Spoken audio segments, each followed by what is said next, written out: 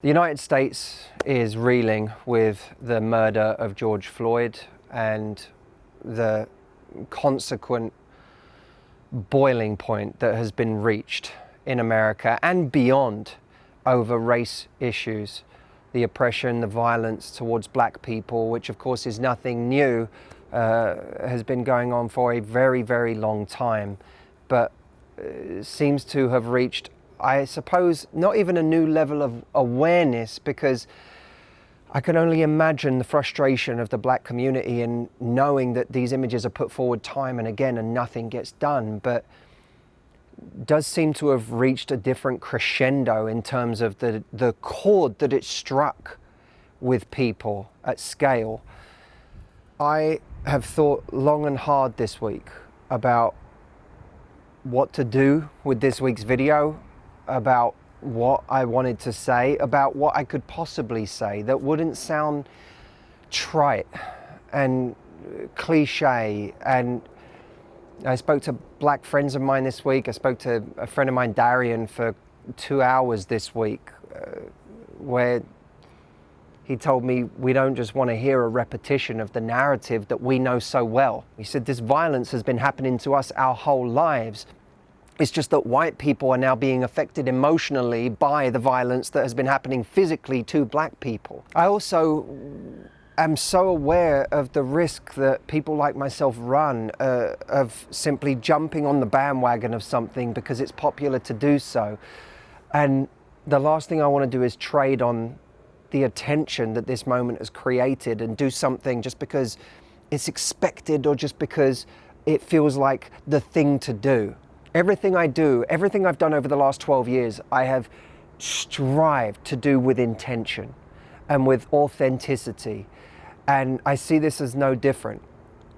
And in the interests of being authentic, I don't exactly know what to say about this issue. I'm out of my depth in talking about these issues. I certainly don't understand them. I'm working to. I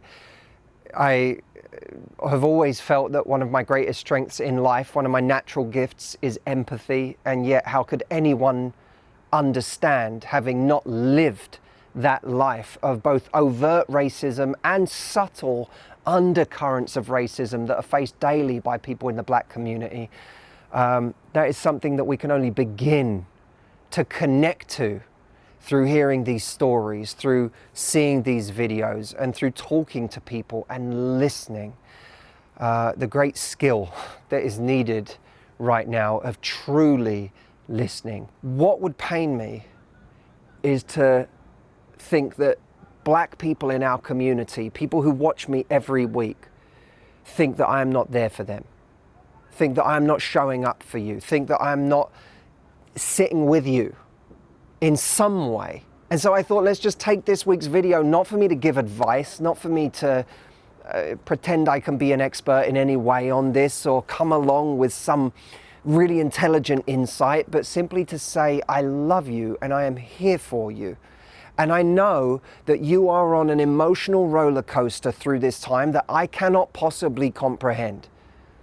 But that doesn't mean I can't be there with you in some way, that I can't. Just as in a relationship, we don't always understand the thing that our partner brings us. They could bring us a family issue, they could bring us an issue from work, they could bring us a health issue, none of which we can fully understand or solve. But we can still sit in the room with them. We don't need to leave the room and be silent. One of the things that I get messages on all the time when it comes to people's love lives is the idea of gaslighting. That the person they're with makes them feel crazy for the thing that they're upset about, for the thing that they see very clearly is wrong in that person's behavior, but their partner is making them feel crazy for saying it's wrong, that they're being overreactive, that they're being difficult, that they're seeing things that are not there.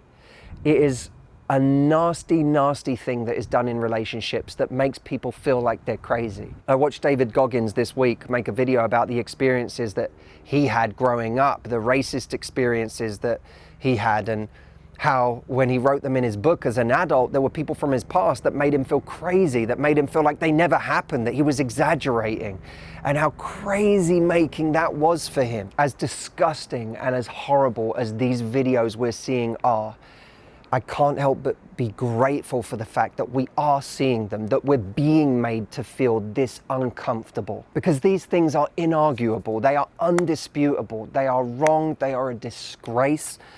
And it's time for me and for people like me to check their egos and to listen, to not be defensive when we're being told these things, when it's being revealed to us the ways that we have ignored things, the ways that we have stayed silent on things, but to check our egos and be brave enough to relinquish our story of how wonderful we think we've been, and to understand what we can do to do better, to take on new ideas about how we can proactively make things better and how we can learn more about what the experience still is for so many, how so many people in this world are having such a disgraceful and uncivilized experience of our apparently civilized modern world.